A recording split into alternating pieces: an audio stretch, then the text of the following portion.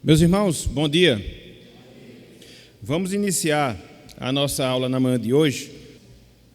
Meus irmãos, hoje, se Deus assim permitir, nós iremos terminar o estudo dessa lição que nós iniciamos já há alguns domingos, a lição de número 7, de número 7, que trata sobre o ser de Deus, no caso, os seus atributos comunicáveis, que são aquelas qualidades de Deus que foram impressas em nós, razão pela qual nós fomos feitos à sua imagem e semelhança. Então, por que nós demoramos um pouco no estudo dessa lição? É porque o autor, de vários atributos comunicáveis que ele poderia trabalhar, ele escolheu 4. Escolheu a veracidade, escolheu o amor, escolheu a santidade e também escolheu a justiça. E aí fica quase que impossível, numa só oportunidade, nós podemos considerar todos esses atributos. Então, o que foi que nós fizemos? Separamos cada um deles para estudar por domingo cada um desses atributos. Lembrando que no caso do amor, a gente terminou utilizando 2 domingos para poder trabalhá-lo. Então, hoje, com a graça do Senhor, a gente vai estudar o item 4, a justiça de Deus. E quase eu não vou usar o conteúdo aqui da lição, em virtude de nós tentarmos aprofundar um pouco mais, mas daquilo que a gente for ver, daquilo que a gente for trabalhar, com certeza vai estar aí na lição. Os irmãos podem ler, se é que não já leram ao longo das semanas em suas casas. Então nós vamos trabalhar hoje esse último atributo que é colocado aqui pelo autor da lição, no caso a justiça de Deus. Nós vamos seguir no material à parte. E se porventura os irmãos desejarem esses materiais à parte que nós estamos fazendo, é só nos procurar que a gente reproduz e você fica pelo menos com o esboço, que é a ideia geral, para que você possa ter uma noção mais abrangente do que nós estamos vendo. Então nós vamos abrir a palavra do Senhor no texto que nós encontramos lá no livro dos Salmos, Salmo 7. Vamos ler todo esse salmo, que vai do versículo 1 até o versículo 17. Esse texto ele não se encontra na lição, mas ele é extremamente pertinente ao que nós iremos trabalhar na manhã de hoje. Então nós iremos lê-lo a título de leitura devocional e também introdutória, para a partir dele nós podermos seguir em outros textos da palavra do Senhor. Salmo número 7, versículos de 1 até o versículo de número 17. Diz o seguinte: Senhor, Deus meu, em ti me refugio. Salva-me de todos os que me perseguem e livra-me, para que ninguém, como leão, me arrebate, despedaçando-me, não havendo quem me livre. Senhor, Deus meu, se eu fiz o de que me culpam, se nas minhas mãos há iniquidade, se paguei com mal a quem estava em paz comigo, eu que poupei aquele que sem razão me oprimia, persiga o inimigo a minha alma e alcance-a, espezinhe no chão a minha vida e arraste no pó a minha glória. Levanta-te, Senhor, na tua indignação, mostra a tua grandeza contra a fúria dos meus adversários e desperta-me em meu favor segundo o juízo que designaste. Reúnam-se ao redor de ti os povos e por sobre eles remonta-te às alturas. O Senhor julga os povos. Julga-me, Senhor, segundo a minha retidão e segundo a integridade que há em mim. Cesse a malícia dos ímpios, mas estabelece tu o justo, pois sondas a mente e o coração. Ó justo Deus! Deus é o meu escudo, ele salva os retos de coração. Deus é justo juiz, Deus que sente indignação todos os dias. Se o homem não se converter, afiará Deus a sua espada. Já armou o arco, tem-o pronto. Para ele preparou já instrumentos de morte, preparou suas setas inflamadas. Eis que o ímpio está com dores de iniquidade, concebeu a malícia e dá à luz a mentira. Abre e aprofunda uma cova e cai nesse mesmo poço que faz. A sua malícia lhe recai sobre a cabeça e sobre a própria mioleira desce a sua violência. Eu, porém, renderei graças ao Senhor segundo a sua justiça e cantarei louvores ao nome do Senhor Altíssimo. Até aqui, até o versículo 17. Que o Senhor nos abençoe e que Ele aplique a sua santa palavra em nossos corações. Amém. Meus irmãos, conforme nós falamos, hoje a gente vai trabalhar um pouco acerca da justiça de Deus, o atributo da justiça de Deus. E eu queria enfatizar justamente esse aspecto, trabalhar um pouco, porque quando nós vamos considerar essa questão da justiça de Deus, envolvendo a sua ira, a gente percebe que é um assunto um tanto quanto extenso, um tanto quanto longo. Então, o que é que nós vamos tentar fazer na manhã de hoje? Sintetizar ao máximo, sem fugir à necessidade que nós temos de uma compreensão, pelo menos que geral, em relação à justiça de Deus, se nós já temos, que nós possamos aprofundá-la e aprofundá-la ainda mais. Nesse texto que nós lemos, Salmo de número 7, pelo menos da metade para o fim, nós observamos o salmista Davi fazendo menção várias vezes, não só ao julgamento divino, mas também à sua justiça. Muito provavelmente é o que nós podemos aprender do contexto aqui do Salmo. Davi, ele estava sendo injustiçado, Davi, ele estava sendo perseguido pelos seus inimigos, e diante daquela situação a qual ele estava passando, ele faz justamente essa lembrança acerca do juízo de Deus, do julgamento que Deus exerce sobre tudo e sobre todos, como é o caso aqui de Davi, onde ele pede que Deus esteja julgando a sua vida, julgando as suas ações, e não deixe que assim ele viesse ser abatido pelos seus inimigos. Tanto é, se você olhar dos versículos 10 até o versículo 13, você percebe de maneira muito clara a menção que Davi faz, não só da justiça, mas também do julgamento divino, do julgamento de Deus. Olhem só, meus irmãos, olhem só, minhas irmãs, o que Davi aqui fala, versículos 10 até o versículo 13, em relação a Deus. Olha só, Deus é o meu escudo, Ele salva os retos de coração. Versículo 11, Deus é justo juiz, Deus que sente indignação todos os dias. Se o homem não se converter, afiará Deus a sua espada, já armou o arco, tem-o pronto. Para ele, preparou já instrumentos de morte, preparou suas setas inflamadas. Que descrição, hein? Davi faz aqui em relação a Deus. Não só Deus como juiz, mas na mesma condição de juiz, Deus se preparando para punir o pecador, Deus se preparando para punir o ímpio. Infelizmente, nos nossos dias, essa questão da justiça de Deus, ela acaba sendo esquecida. Às vezes, alguns cristãos, tentando defender, vamos assim dizer, a pessoa de Deus e não focar esse aspecto da sua justiça, via de regra, dão ênfase ao amor, via de regra, dão ênfase à misericórdia, via de regra, dão ênfase à bondade, mas às vezes a gente se esquece que Deus é amoroso, Deus ele é bondoso, Deus ele é gracioso, Deus ele é misericordioso, mas também Deus ele é juiz. E como juiz que é, ele julga. Como juiz que é, ele impõe a sua sentença. Sobretudo aquelas pessoas que não temem, sentença completamente desfavorável, não só na presente existência, mas caso o homem permaneça no caminho de pecado, sentença que vai se estender para a eternidade. Então, às vezes as pessoas não querem tocar nesse aspecto, entre aspas, negativo de Deus. Muitas vezes, conforme nós falamos, enfatiza determinados atributos em detrimento de outros e, via de regra, a justiça ela acaba sendo esquecida. O que é, meus irmãos, o que é, minhas irmãs, um grande erro, um grande equívoco da nossa parte. Porque se nós queremos ter um conhecimento completo em relação à pessoa de Deus, devemos saber um pouco da sua natureza, devemos entender um pouco dos seus atributos. E dentre os vários atributos que Deus ele apresenta, existe esse que se destaca. Que atributo? O atributo da justiça. E é interessante nós observarmos que o atributo da justiça, ele está intimamente relacionado, intimamente ligado ao atributo da santidade.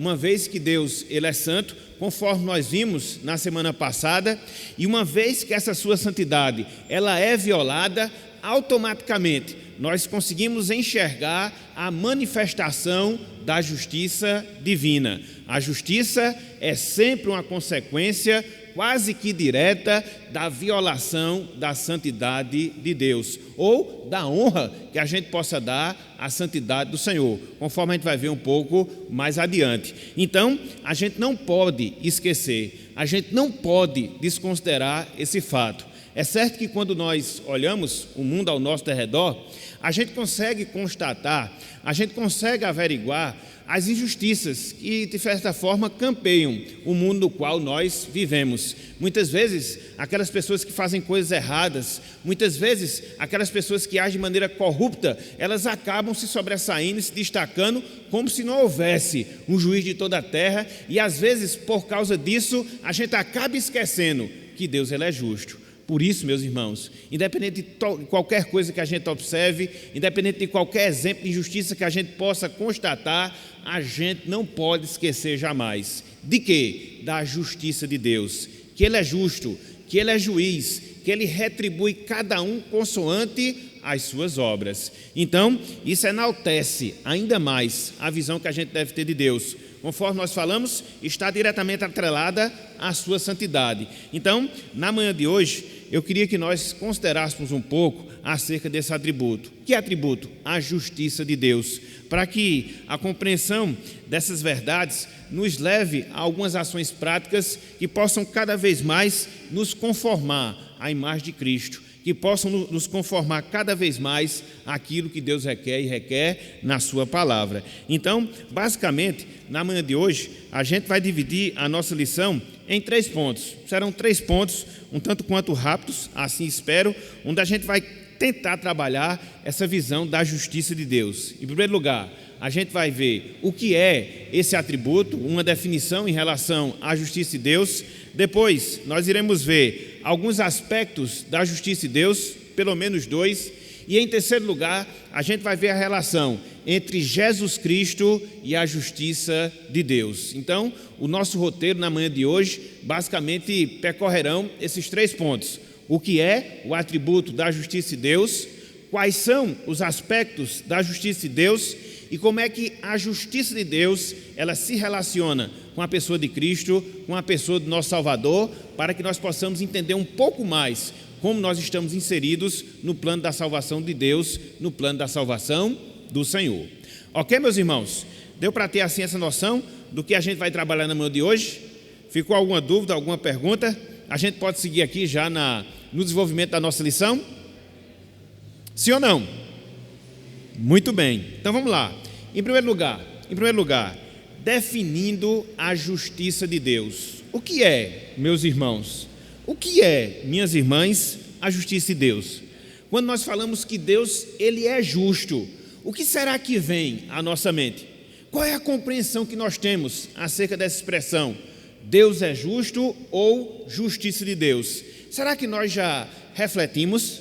Será que nós já pensamos não só no que é em si a justiça de Deus, mas também nos desdobramentos que a justiça de Deus ela gera nas nossas vidas? Isso é muito importante, meus irmãos. Isso é muito importante, minhas irmãs, porque dentre várias coisas traça na nossa mente um perfil mais claro de quem é Deus. Ele é o nosso Deus justo, Ele é o nosso reto juiz, Ele é o nosso justo juiz. Então, nós podemos definir a justiça de Deus da seguinte forma, prestem atenção, é aquela retidão que Deus possui, em virtude da qual Ele, Deus, é infinitamente justo e que, por isso, se mantém contra toda e qualquer violação da sua santidade. Eu vou repetir, a justiça de Deus é aquela retidão que Deus possui, em virtude da qual Ele é infinitamente justo e que, por isso, se mantém contra toda e qualquer violação da sua santidade. Percebem, meus irmãos, a partir dessa definição? Percebem que a partir desse conceito, a justiça de Deus ela está intimamente ligada à sua santidade? Não vimos isso na semana passada. Deus ele é santo, Deus ele é 3 vezes santo, Deus ele é infinitamente puro. Então essa é uma qualidade de Deus, por isso ele é justo, e na sua justiça ele repele, na sua justiça ele retribui possíveis violações que as pessoas ou que os anjos possam fazer em relação à sua santidade. É por isso que a justiça vai ser sempre o resultado da nossa ação, do nosso comportamento em relação à santidade de Deus. Se nós respeitarmos e honrarmos essa santidade, Deus nos retribuirá conforme essa postura. Por outro lado, se nós violarmos a santidade de Deus, Ele também retribuirá consoante essa postura. Então, a santidade, de certa forma, ela vai dar o equilíbrio em relação à justiça de Deus, seja para nos recompensar, seja para nos punir. Tudo vai passar pela santidade de Deus, ok? Então, justiça de Deus, aquela retidão que Deus possui, em virtude da qual Ele é infinitamente justo e que por isso se mantém contra toda e qualquer violação da sua santidade. E aí, quando nós vemos a palavra do Senhor, a gente encontra vários textos, meus irmãos, a gente encontra vários textos, minhas irmãs, que dão base, que fortalecem essa definição que nós acabamos de ler. Por exemplo, lá no Salmo 119, versículo 137, nós temos a afirmativa de que Deus é justo. Nós temos a afirmativa de que Deus é justo. Abram, por favor, aí as suas Bíblias. Salmo 119, versículo 137. Salmo 119, versículo 137. 119, versículo 137. 119, versículo 137. Olhem só aqui, meus irmãos, a visão que o autor do Salmo 119, muito provavelmente Davi, tem em relação a Deus. Veja que no Salmo 119, ele vem discorrendo sempre sobre a excelência da palavra do Senhor. E aqui, de maneira específica, ele faz alusão a esse aspecto, mas juntando a questão da justiça de Deus. Olhem só o que o salmista aqui fala. Salmo 119, versículo 137. Justo és. Quem? Senhor. Aqui a palavra Senhor em caixa alto, indica que Deus aqui é descrito como Deus Yahvé, eu sou o que sou. Então, para o salmista, esse Senhor, para o salmista, esse Deus, ele é o quê? Justo. E ele completa, também no versículo 137, e retos os teus juízos. Veja, que o salmista ele diz que Deus ele é justo, e o salmista ele diz que os juízos do Senhor, eles são o quê? Sempre retos. Não há desvio, não há distorção. Como é diferente, meus irmãos, da justiça humana muitas vezes, onde a gente observa injustiças, onde a gente observa perversões, distorções.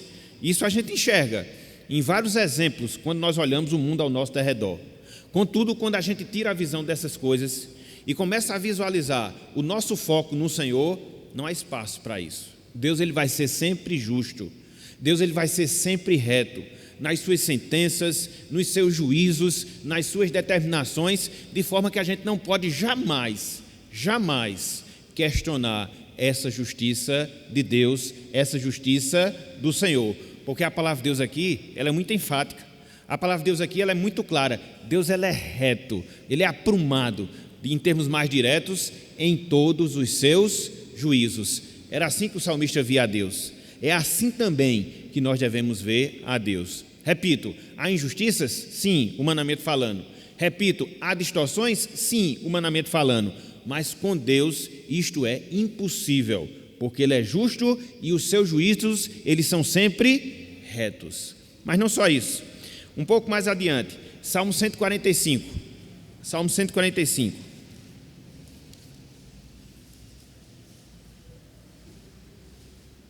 A gente até ouve, né, um ditado popular que Deus escreve certo por linhas tortas, né? Quem aqui não já ouviu, quem aqui não já escutou? Na verdade, Deus sempre escreve certo por linhas certas. Às vezes é que a gente não vê, a nossa visão está desfocada e a gente consegue enxergar tão somente que as linhas estão tortas. Não, elas estão sempre retas. E Deus sempre escreve reto. Nada foge à sua retidão, porque Ele é justo juiz. Ele é justo. Olha só, Salmo 145, versículo 17. Olhem só o que o salmista aqui diz. salmista Davi agora, ele diz: justo é o Senhor. Aonde? Em todos os seus, está vendo aí? Deus, ele é justo em todos os seus caminhos. Nada acontece por acaso, nada acontece aleatoriamente, mas Deus, ele é justo em toda a condução que ele dá nas nossas vidas e no cumprimento da sua vontade em nossas vidas. Às vezes a gente não consegue perceber, às vezes a gente não consegue enxergar, sobretudo quando muitas vezes a gente tem que vivenciar situações de adversidade na nossa vida, porque a gente foca tão somente no problema, e muitas vezes a gente esquece que mesmo naquela situação, Deus, ele está traçando a sua vontade na nossa vida, na verdade ele está cumprindo, e esse cumprimento, ele vai ser sempre justo, porque Deus, ele não é injusto. Então, o salmista Davi diz: o Senhor é justo em todos os seus caminhos, e ele completa: benigno em todas as suas obras. Deus revela benignidade em tudo aquilo que ele faz. Deus, ele exerce benignidade em tudo aquilo que ele realiza. Eu sei, há determinadas coisas que a gente vê dentro da providência do Senhor, onde a gente não consegue enxergar no primeiro momento essa benignidade, mas ela vai estar lá. Mais cedo ou mais tarde ela vai transparecer. Mais cedo ou mais tarde ela vai ser revelada. Porque a palavra de Deus, ela não é contraditória. Se a palavra de Deus diz que Deus é benigno, ele age com benignidade nas suas obras, todas elas são benignas. Todas, absolutamente todas. Inclusive aquelas que eu julgo ser erradas ou serem ruins. Deus, ele estará sempre agindo com a sua benignidade, porque ele é justo. Então, esses dois textos aqui, Salmo 119, versículo 137, Salmo 145, versículo 17, eles dão aqui uma visão geral. De quê? A justiça de Deus. Deus, ele é justo, Deus, ele é reto, Deus, ele é justo em todos os seus caminhos. Mas não só isso. Os julgamentos do Senhor, meus irmãos, o julgamento do Senhor, minhas irmãs, eles também são justos. Por quê? Porque eles emanam do Deus que é justo. Um ser que é justo, um ser que é reto, um ser que é santo, automaticamente vai julgar conforme essa sua natureza, vai julgar conforme essa sua característica. Então, se Deus em si é santo, se Deus em si é justo, todos os seus julgamentos, eles também serão justos. A gente não pode separar, a gente não pode dissociar essas duas coisas. Vamos lá para Apocalipse, livro das Revelações, capítulo 16, versículo 7. A visão que nós vamos ver aqui nesse texto é a visão da justiça divina, da sua ira que vai ser derramada na consumação de todas as coisas. E olha só a visão que João tem e a declaração que ele faz em relação a Deus dentro desse aspecto. Não esqueçam, a situação aqui é o juiz de Deus que está recaindo sobre os ímpios na consumação de todas as coisas, e mesmo nessa situação, olha só o que João descreve em relação a Deus. Apocalipse 16, versículo 7. Apocalipse 16, versículo 7. Na verdade, o anjo falando isso. Olha só, Apocalipse 16, versículo 7. Olha só o que diz aqui a palavra do Senhor. Ouvi do altar que se dizia: certamente, ó Senhor Deus, Todo-Poderoso, verdadeiros e justos são os teus juízos. Quando? O contexto aqui é da indignação da ira de Deus. Está sendo derramado aqui o terceiro flagelo.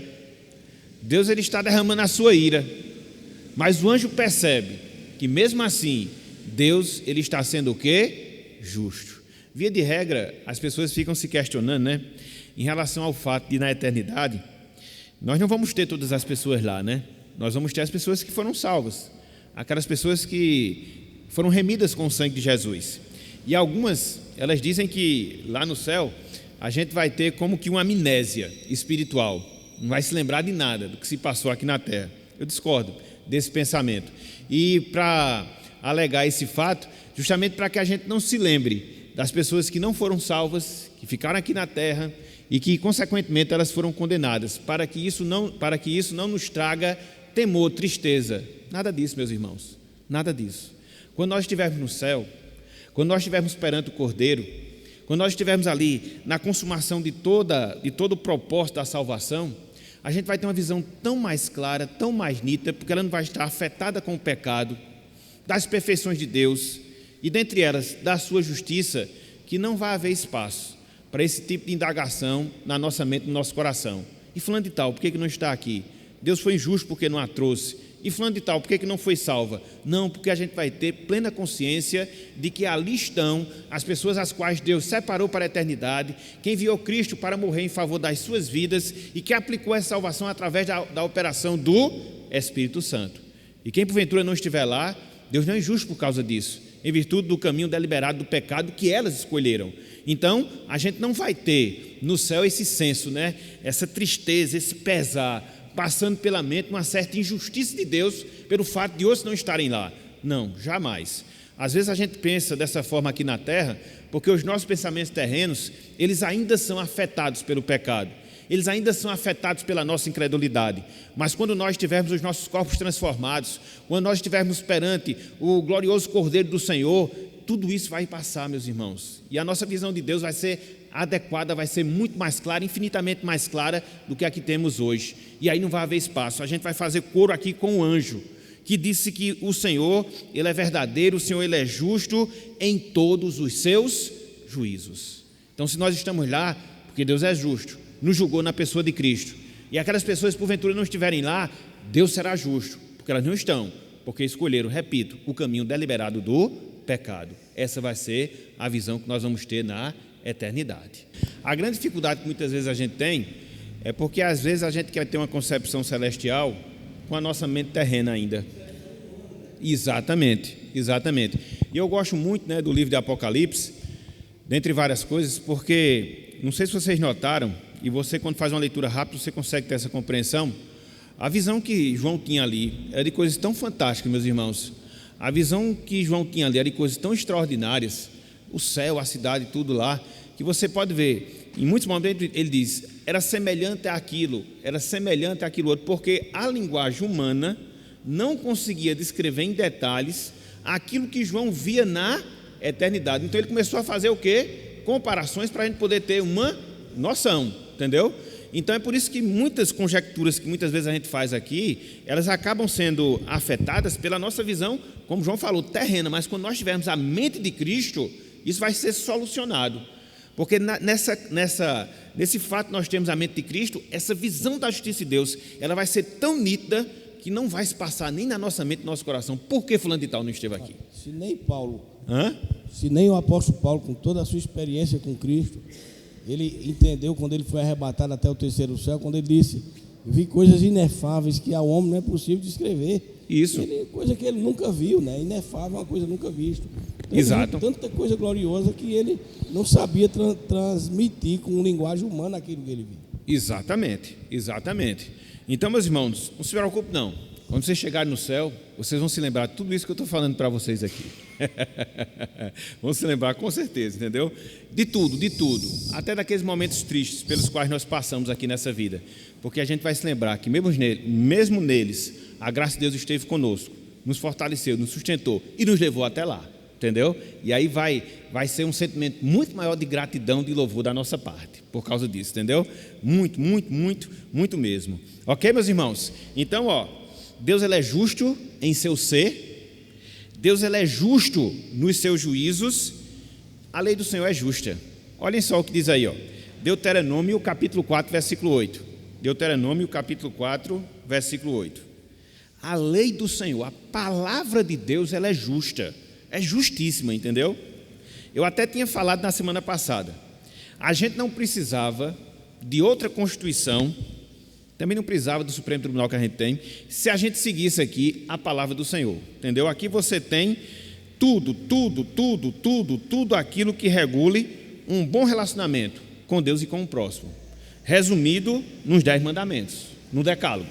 Olha só o que a palavra de Deus aqui diz, Deuteronômio capítulo 4, versículo 8. Aqui é na exortação que Moisés faz ao povo a obediência. Palavras finais de Moisés ao povo. E aí ele começa a mostrar vários privilégios, né, que o povo de Israel tinha pelo fato de ser povo da aliança, ser povo de Deus. E dentro desses privilégios que são destacados aqui, olha só o que é falado no versículo 8.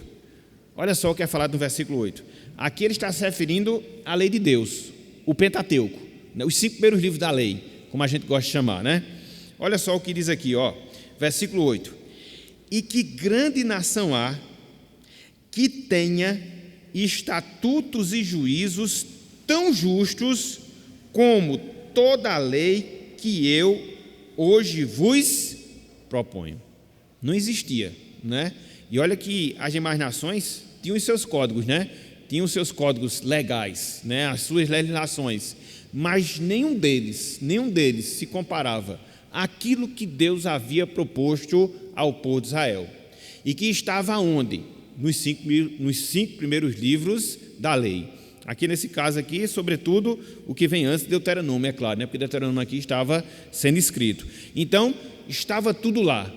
Os juízos, os mandamentos retos de Deus, os mandamentos justos do Senhor. E é interessante, a gente já viu aqui, até mesmo aquilo que a gente chama hoje de direito social ou de leis sociais, a gente já percebe que lá no Pentateuco, lá na lei de Moisés, já havia o cuidado com o órfão, o cuidado com o estrangeiro, o cuidado com a viúva. Já havia determinações em relação ao trato da terra, para que ela descansasse pelo menos em 1 ano a cada 7. Havia princípios ali de igualdade social, porque não havia monopólio da terra. Então são tantas coisas, meus irmãos, tantas coisas que você aprende dentro da lei de Deus, que você fica abismado com a perfeição do Senhor já naquele tempo, há 4.000 anos atrás. Há 4.000 anos atrás, a gente não está falando de uma coisa nova não, uma coisa antiga, há 4.000 anos. Então, é por isso que essa declaração que é feita aqui, ela é extremamente verdadeira, ela é extremamente pertinente. Não há em toda e qualquer legislação humana nada que se iguale à justiça que nós encontramos na lei de Deus.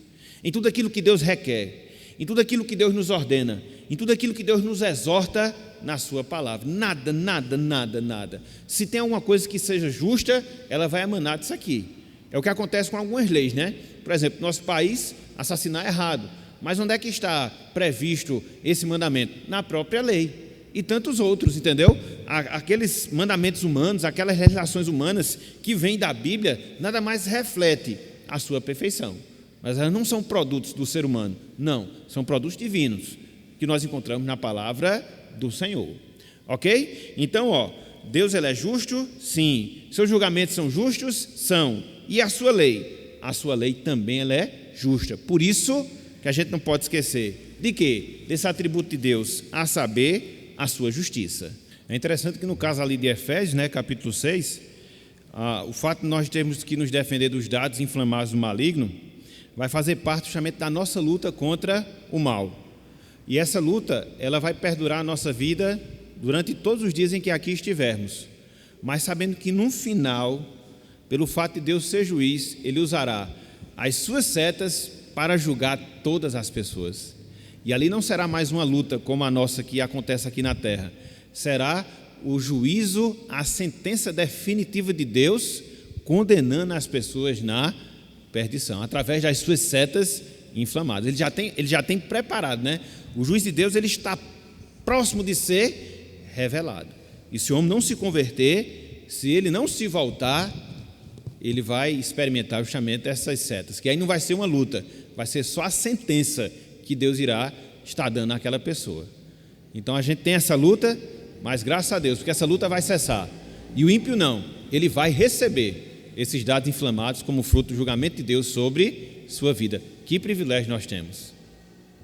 Esse Salmo 37 justamente fica um alento aqui e um alerta para que nós estejamos sempre vigilantes. E isso? Mostrando o grande poder de destruição dessa seta, desses dados. Exatamente. Aí fica um alerta. No caso das setas de Deus, elas têm um poder extremamente destrutivo, né? Potencialmente destrutivos. Então, realmente fica como uma recomendação, uma advertência para nós termos essa noção. É por isso que eu advogo essa causa, né, que a gente não vai ter esquecimento no céu, porque da mesma forma que os ímpios estarão lembrados do que se passou aqui nessa vida, das oportunidades que eles tiveram e da rejeição que eles fizeram, paralelamente a gente também vai ter essa visão, só que eles com raiva, com rancor, porque não experimentaram a salvação, e nós não, entendeu?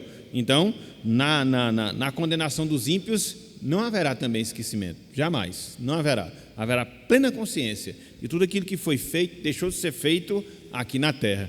E às vezes a gente fica se colocando, não sei se os irmãos já fizeram isso, mas colocar no lugar do ímpio, meus irmãos, visualizando essa cena da eternidade, é um negócio meio complexo. Você já pensou? Acho que todos nós aqui já passamos por uma experiência da gente se arrepender de fazer alguma coisa, ou de não ter feito alguma coisa. Às vezes um bom negócio, né, que se nos apresentou e a gente acabou não fazendo, e depois passou-se aquela oportunidade, você disse, mas rapaz, eu podia ter feito aquilo ali, né? E aí você fica com aquele negócio remoendo na sua vida, remoendo no seu coração. Agora imagina aí, o que vai se passar na mente dos ímpios, quando eles estiverem recebendo o juízo de Deus, e se lembrarem que a eles foi pregado o evangelho aqui na terra, e que eles disseram era mentira, bobagem, isso não existe não. E lá vão ter a realidade desse fato e não vão poder reverter mais a situação. E aí? E aquilo remoer para toda a eternidade. Que desgraça, que desgraça. Espera os ímpios. Não bastasse todas aquelas que estão preparadas, ainda essa consciência da rejeição deliberada que eles fizeram ao Senhor e à sua palavra aqui na terra. Então, a situação do ímpio é triste. E por isso que a gente tem que empreender cada vez mais esforço para pregar o Evangelho, com a graça do Senhor, tentar tirá-los, né, em termos humanos, da nossa responsabilidade dessa situação, meus irmãos, porque nós somos instrumentos de Deus nesse processo. Eles escolheram em Adão o pecado. Adão era o nosso representante, que a gente chama de representante federal, o nosso cabeça. Então, toda a humanidade, ela escolheu o pecado em Adão. Se houvesse, em termos hipotéticos, só para a gente poder entender melhor, se houvesse a condição de substituirmos cada uma das pessoas que estarão no inferno por Adão lá no Jardim do Éden, elas escolheriam a mesma coisa que Adão escolheu. Então é por isso que a condenação dos ímpios é uma coisa em que eles são responsáveis, porque se não fosse, eles estariam lá injustamente, porque eles não eram responsáveis pelas suas obras, e todos os seres humanos são. Por isso Deus é justo também. O julgamento que ele vai impetrar sobre os ímpios é um julgamento justo, porque os ímpios são responsáveis pelas suas obras e eles deliberadamente escolheram o caminho do pecado. Todos estão nessa situação. Toda a raça humana ela está nessa situação. O que vai diferenciar é que para algumas pessoas de toda essa multidão de perdidos, Deus, ele as escolhe salvar, entendeu? E aí elas de fato não têm merecimento na salvação, mas elas têm merecimento na sua punição. Percebe a diferença? Percebe a diferença? Elas não têm merecimento na salvação, ninguém tem, mas todos têm merecimento na punição, porque em Adão escolhemos o caminho do pecado. É nesse sentido. Por isso Deus não será justo. Do contrário, né, ele seria injusto, porque ele condenaria pessoas que não eram responsáveis pelas suas obras, que não é o caso em questão. A gente escolheu, a humanidade escolheu o pecado e Deus em parte trouxe alguns para a sua salvação. É por isso que lá no Jardim do Éden, nós tivemos em Adão aquilo que nós chamamos de liberdade de escolha. Não é livre-arbítrio, parece a mesma coisa, mas não é. Então a liberdade de escolha é você entrar entre dois caminhos e você optar, entendeu? Porque o livre-arbítrio dá a ideia que você é superior a qualquer escolha que você faça. Não, entendeu? Então tivemos essa liberdade de escolha. E qual foi a opção que foi tomada por Adão? O pecado, pelo pecado. Como consequência, todos nós. Então hoje, o fato de nós estarmos mortos em delitos e pecados, o fato de nós estarmos em condição pecaminosa, ela é resultado da nossa escolha pelo pecado. Para tentar ilustrar isso, suponhamos que uma determinada pessoa, ela esteja hoje, domingo, né? Os ímpios fazem isso, né? Em vez de vir para a igreja, vão farrar, né?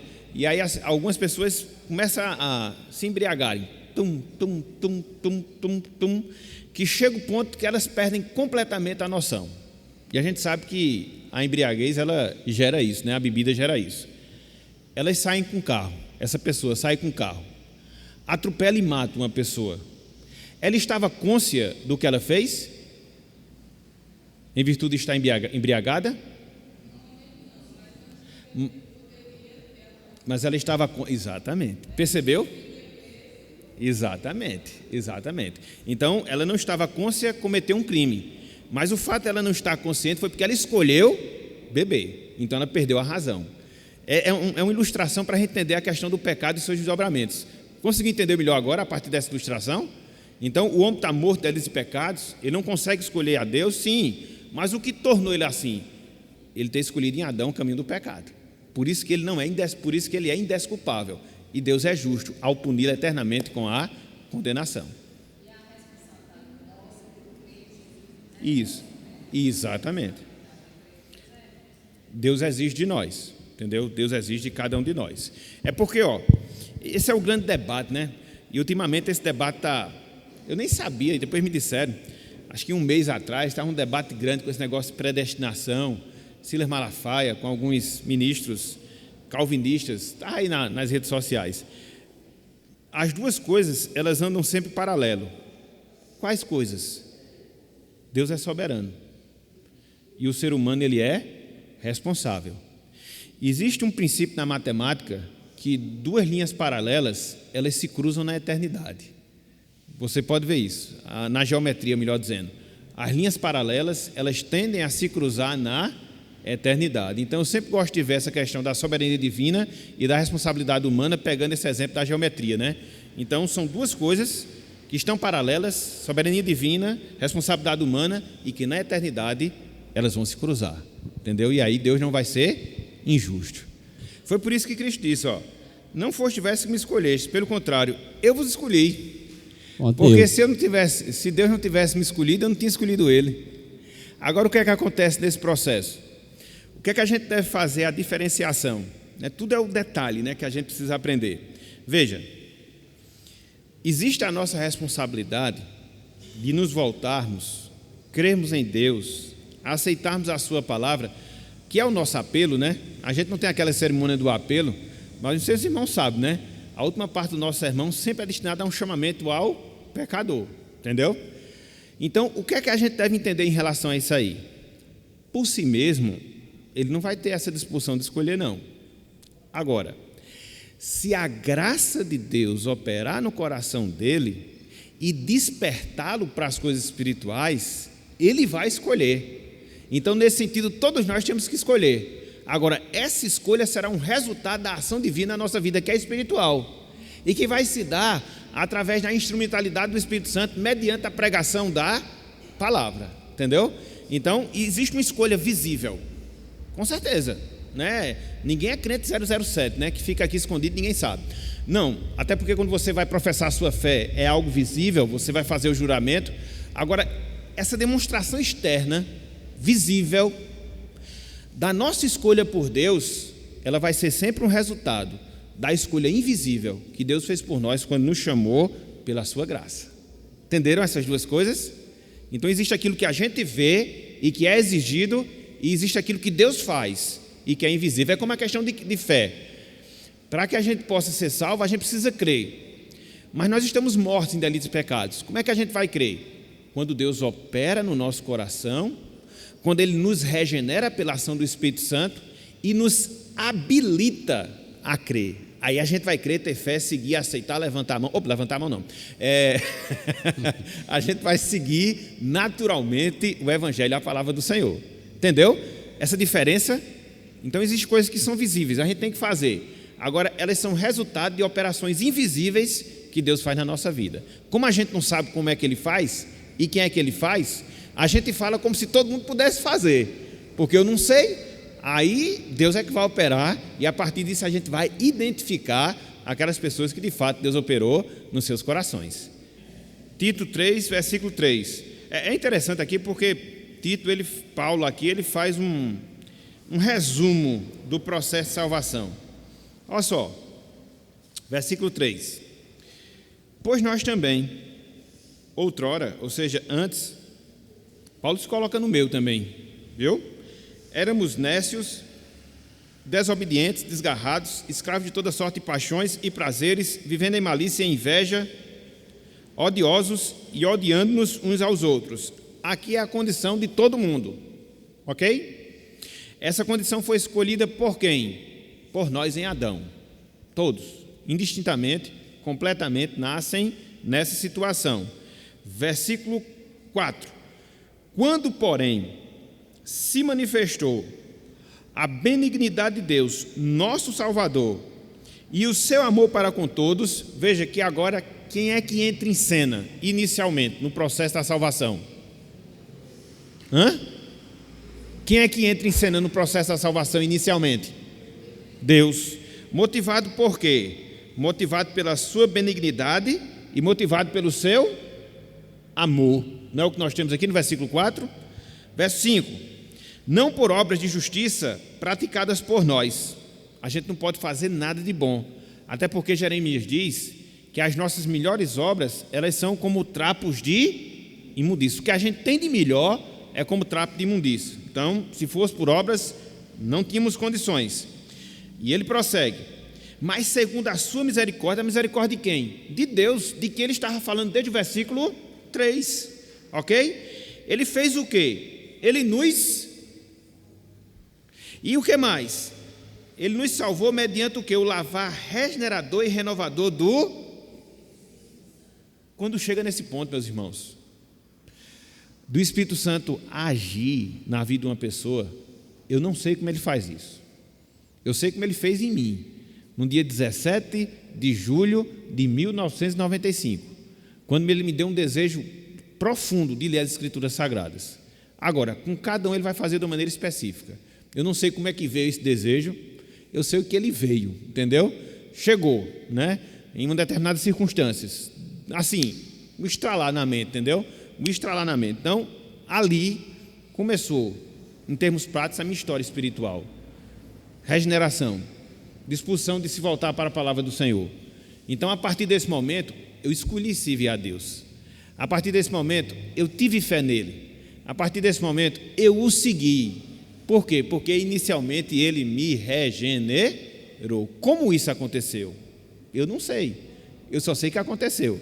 Eu faço igual o cego de nascença. Se ele é profeta, eu não sei. Eu sei que era cego e agora eu vejo, entendeu? Então, eu vou ler. Então, vai lá. O lavar regenerador e renovador do Espírito Santo. E quem é que faz isso? É o Espírito Santo. Deus ama, demonstra misericórdia desde toda a eternidade, mas a pessoa responsável por operacionalizar a salvação é quem? O Espírito Santo, ok? Vamos lá. Que ele derramou sobre nós ricamente por meio de Jesus Cristo, nosso Salvador. Por que o Espírito Santo desceu lá no Pentecostes? O que foi que levou à descida do Espírito Santo? A ascensão de Jesus. Mas só que para que Jesus Cristo ascendesse, antes ele teria que morrer e ressuscitar. Então, veja, Deus escolhe para a salvação, o Espírito Santo operacionaliza a salvação, mas quem adquire a salvação? Quem? A salvação é uma obra trinitariana, da Trindade. Veja que não tem uma aqui. Observa que não tem uma aqui. É só Deus, Deus Pai, Deus Espírito Santo e Deus Filho. Quando o homem experimenta, é um resultado da ação deles três. Ok? Entendeu, Senhor Inácio? Por isso Cristo disse, não foste vós que me escolheis a mim. Pelo contrário, eu vos escolhi e vos designeis. Ok? Aí vamos lá. Versículo 7. A fim de que, ou seja, preposição de propósito, de finalidade. Então toda essa ação, o amor do Pai, a misericórdia do Pai, o lavar renovador e regenerador do Espírito Santo, né, a ressurreição de Jesus Cristo, né, o fato do Espírito Santo ter se derramado por meio de Jesus Cristo, a fim de que, justificados por graça, nos tornemos seus herdeiros, segundo a esperança da vida eterna. Então, junto com essa regeneração, Deus opera em nós a sua justificação, que é a declaração de que nós somos agora o quê? Perdoados, justificados, perdoados. Então, meus irmãos, existe um negócio naquilo que a gente chama de doutrina da salvação, para usar uma palavra bem complexa, soterologia, né, que é o estudo da salvação, que é uma expressão latina, que a gente chama ainda, né? ordem salutis, que é a ordem da salvação. Então, às vezes as pessoas querem especificar determinadas coisas. Não, primeiro vem a regeneração, depois vem a justificação, depois vem isso. Eu sempre vejo que vem tudo de uma vez só. Puf, entendeu? A partir de onde? Da regeneração. Aí quando Deus nos regenera, Ele nos justifica, Ele coloca em nós o seu temor, a sua fé, a sua esperança, o arrependimento, a fé, e a gente vai chegando. Então, é isso que Paulo fala aqui. Ela vai se efetivar agora no perdão que Deus nos dá pela sua graça. A partir de tudo isso que Ele falou anteriormente. Está salvo. É por isso que a gente defende uma outra doutrina da salvação, que a gente chama de perseverança dos santos. Os santos vão perseverar, entendeu? E segurança eterna de salvação. Uma vez salvo, salvo para sempre. Agora, uma coisa eu sei. Acontece tudo isso na vida de muitas pessoas. Elas conhecem a verdade, às vezes se esfriam dessa verdade, às vezes acabam se afastando dessa verdade e praticando coisas que não são corretas aos olhos do Senhor. Agora, se o nome delas estiver inscrito no livro da vida e que foi inscrito desde toda a eternidade, aconteça o que acontecer, mas ela vai ser salva. Agora, Deus também vai ter os meios através dos quais Ele vai chamar. E é o que muitas vezes acontece. As pessoas optam, tendo conhecimento da verdade, optam pelo pecado, e elas são salvas de fato, mas Deus faz um rebuliço tão grande na vida daquela pessoa, entendeu? Para que ela possa de fato voltar. Veja o caso de Davi. Davi teve a morte do seu filho, lá com Batseba. Davi, depois ele viu todos aqueles problemas na sua casa, irmão estuprando irmão, depois irmão matando irmão. Ali era o tratado de Deus na vida dele. Ele era salvo. Aí a grande questão que se faz, que se levanta é: então a gente pode fazer isso? Aí eu pergunto: você quer passar pelo que Davi passou? Se você disser que quer, aí eu duvido, você não é salvo ainda não, viu? Vai se converter, seu filho do cão. Então, não é ainda não, entendeu? Não é ainda não, porque você não pode ter o desejo de passar por tudo isso gostando. Davi passou por experiências e escolhas erradas que ele fez, mas depois ele aprendeu, Então é o tratar de Deus. Agora, que quando Deus nos salva uma vez, Ele nos salva para sempre, isso aí acontece, com toda certeza, porque aquilo que Deus planejou, Ele não vai deixar de levar a contento. É por isso, meus irmãos, que a gente nunca deve esfriar das nossas esperanças, sobretudo em relação a parentes nossos, cônjuges, filhos e outros parentes. Às vezes a gente não vê assim, nada se movendo, nada se transformando, mas descanse. Se Deus tiver um plano na vida de uma determinada pessoa, parente nosso, Ele vai realizar. Faça só o seguinte: ore e testemunhe. Ore e testemunhe, porque é o que você pode fazer.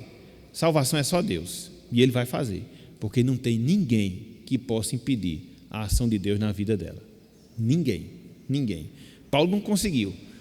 Deus derrubou ele do cavalo, literalmente falando, deixou cego, e depois ele se tornou um grande servo do Senhor. Cada um tem sua história específica de salvação. Uma coisa eu sei: o homem não frustra o plano de Deus. Ele não tem essa capacidade, e nem o diabo, somente porque Deus é soberano.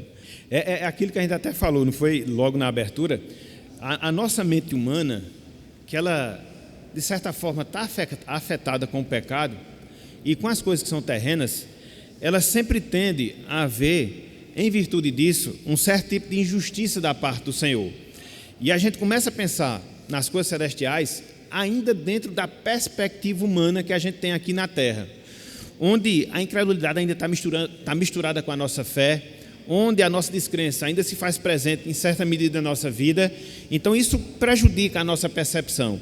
Mas quando nós passarmos pela transformação do nosso corpo, e conforme o apóstolo Paulo fala lá em 1 Coríntios capítulo 15, o que é corruptível vai se revestir de incorruptibilidade, o que é mortal vai se revestir de imortalidade, e aquilo que João fala lá na primeira carta, capítulo 3, versículo 6, que nós seremos semelhantes a Jesus Cristo. Então a gente vai passar a ter a mente de Cristo, onde essa mente ela não vai mais estar afetada pelo pecado, pela incredulidade e todas as demais limitações que nós temos aqui na terra. Então, quando isso se der e nós estivermos lá no céu, recordando o que se passou aqui na terra, ao invés de a gente ver com tristeza todos esses fatos, a gente vai ver com alegria. Por quê? A gente vai compreender plenamente que nós também merecíamos estar na mesma condição dos perdidos, mas pela graça, misericórdia, bondade e amor de Deus nós não estamos lá na presença do Senhor. Então, ao invés de ser um motivo de tristeza, para nós vai ser de satisfação e grande alegria, porque a nós foi revelada essa graça salvadora do Senhor. Agora, explicar isso hoje, e às vezes entender isso hoje, repito, é um pouco complexo por causa da nossa limitação, mas quando a gente chegar lá no céu, depois de todo esse processo, vai ficar muito mais fácil da gente poder ter essa visão. Eu sempre gosto de dizer isso, né? Aí quando chegar lá no céu, vocês vão se lembrar de tudo isso que eu ensinei. Bem que o pastor disse que a gente ia se lembrar lá, entendeu? Naquele momento é difícil. Às vezes a gente tem essa visão, essa percepção da justiça, mas com certeza a gente vai ter, e a gente em nenhum momento vai colocar qualquer tipo de brecha, qualquer tipo de ranhura nessa questão da justiça e da santidade de Deus, por não estar lá todas as pessoas. Ok? Então, é uma dificuldade às vezes hoje? Sim, mas ela vai ser suplantada plenamente na eternidade. Deixa eu só fazer um ajustezinho. Não é que Deus previu a fé das pessoas e por isso Ele as escolheu, mas que Deus destinou, queria conceder fé a essas pessoas porque Ele as havia escolhido. Então parece a mesma coisa, mas tem esse detalhe. Então Deus ele não prevê fé para escolher, mas Ele destina que nós tenhamos fé por causa da sua escolha. Então, de fato, o que aconteceu na nossa vida foi justamente isso, desde toda a eternidade,